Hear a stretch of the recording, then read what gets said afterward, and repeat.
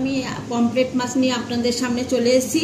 আজকে আমি একটা পমফ্রেট মাছ দিয়ে আপনাদের সাথে রেসিপি শেয়ার করছি, পমফ্রেট মাছের ঝাল। তার জন্য আমি এখানে 7টা পমফ্রেট মাছ নিয়ে নিয়েছি। আমি এখানে পমফ্রেট মাছগুলোকে দেখুন মাঝখান থেকে এরকম করে চিড়ে নিয়েছি। আপনারাও এরকম চিড়ে নেবেন। চিড়ে নিলে পরে কি ভালো করে মশলাটা ভেতরে ঢুকবে। এবারে আমি এর মধ্যে লবণ হলুদ মিশিয়ে মাছে লবণ হলুদ মাখিয়ে নিয়েছি। আর এদিকে কড়াইতে আমি তেল গরম করতে দিয়ে দিয়েছিলাম। কড়াইতে তেল গরম হয়ে গেছে। এবারে মাছগুলোকে আমি ভেজে নেব।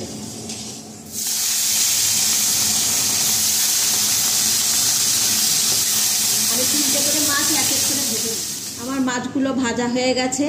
এবারে আমি কড়াইতে মাছ ভাজা তেলের সঙ্গে আর একটু তেল মিশিয়ে দেব। মধ্যে ফোড়নে আমি দিয়ে দেবো 2টো তেজপাতা আমি মাঝখান থেকে চিড়ে রেখেছিলাম, আর একটু কালো জিরে। তেজপাতা কালো জিরে ফোড়ন দেওয়ার পরে আমি এখানে পেঁয়াজ কেটে রেখেছিলাম। এখানে 1.5খানা পেঁয়াজ কেটে রেখেছি এরকম কুচি কুচি করে। এগুলো আমি দিয়ে দেবো। দিয়ে একটু লাল করে একটু ভাজবো। এখানে আমি মিক্সার গ্রাইন্ডারে আমি পিষে নেব। একটা টমেটো আমি কুচি করে কেটে রেখেছি, সেই টমেটোটা দিয়ে দেব। আদা আমি এইটুকু আদা বাটা দিয়ে দেবো, বাটবো, তার জন্য আদা কুচি দিয়ে দিলাম। এখানে রসুন আছে, এই রসুন সম্পূর্ণটা দেবো না, অল্প দিয়ে দেবো আমি। আর এখানে একটা পেঁয়াজ কেটে রেখেছিলাম কুচি করে, সেই পেঁয়াজটাও দিয়ে দেবো। এগুলো আমি সবকটা বেটে নেবো একসাথে। এগুলো পেঁয়াজটা একটু লাল করে ভাজা হয়ে গেছে দেখুন। এবারে যে মশলাটা আমি পিষে রেখেছিলাম সেই মশলাটা আমি এখানে দিয়ে দেবো। এটাকে আমি ভালো করে কষিয়ে নেব। আমার এখানে মশলাটা কষাচ্ছি। এর মধ্যে আমি এর সাথে লবণ দিয়ে দেব। পরিমাণ মতো লবণ দেবো। আপনারা পরিমাণ মতো বুঝে লবণ দেবেন। আমি 2 স্পুন লবণ দিয়ে দিয়েছি। আর এখানে হলুদটাও আপনারা আন্দাজ করে দেবেন। আমি এখানে 2 চামচ মতো হলুদ দিয়ে দিয়েছি। এবারে আমি এর মধ্যে গুঁড়ো লঙ্কা দিয়ে দেবো, লাল লঙ্কার গুঁড়ো। আপনারা ঝালটা যে যেরকম খান সেরকম বুঝেই দেবেন। হ্যাঁ, আমরা একটু ঝালটা বেশি খাই তাই একটু ঝালটা বেশি দিলাম। আর এখানে ধনের গুঁড়ো দিয়ে দিলাম 2 চামচ। আর 1 চামচ মতো আমি জিরের গুঁড়ো দিয়ে দিলাম। এগুলো দিয়ে আমি ভালো করে কষাতে থাকবো। মশলার মধ্যে কাঁচা লঙ্কা দিয়ে দেবো। দিলে পরে কাঁচা লঙ্কার একটা সেন্ট খুব ভালো সুন্দর লাগে। আর সামান্য পরিমাণে আমি একটু চিনি দিয়ে দেবো। চিনি দিলে পরে না তরকারির স্বাদটা একটু অন্যরকম হয়। হ্যাঁ, আপনারা যদি চিনি না খেতে চান দেবেন না, যে যেরকম। আর আমি যে মশলাটা করে রেখেছিলাম তার ধোয়া জলটা আমি এর মধ্যে দিয়ে দেবো।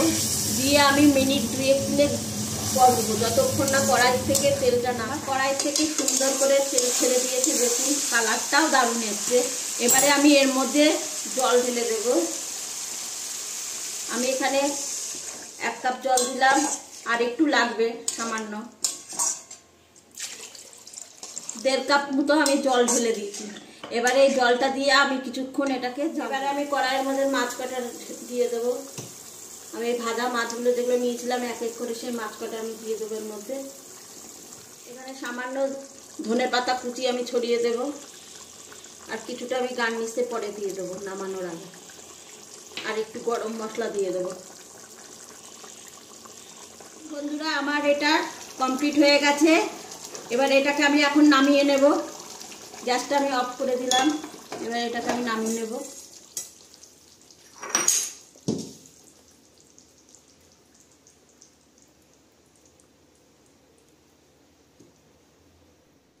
দেখুন বন্ধুরা, এটা আমার হয়ে গেছে। কত সুন্দর লাগছে। আপনারা কে কোথা থেকে দেখছেন আমাকে প্লিজ কমেন্ট করে জানাবেন। এটা এখন আমার মেয়েকে খাইয়ে দেখাবো কেমন হয়েছে। আমার মেয়ে বলবে এটা কেমন হয়েছে। আর প্লিজ আপনারা এই ভিডিওটা দেখে লাইক শেয়ার একটু কমেন্ট করে দেবেন, তাহলে আমার মেয়ে খেয়ে বলবে এটা কেমন হয়েছে। এটা খেয়ে দেখ তো কেমন হয়েছে, খেয়ে বলবি হ্যাঁ কেমন হয়েছে।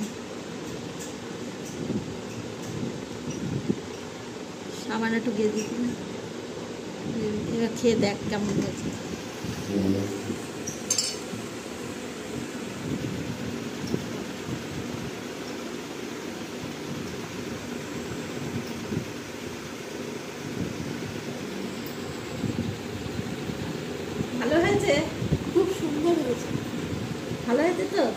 তাহলে বন্ধুরা এটা আপনারা বাড়িতে ট্রাই করে দেখবেন কেমন হয়েছে, আর আমার ভিডিওটা দেখে লাইক শেয়ার এবং কমেন্ট করে দেবেন।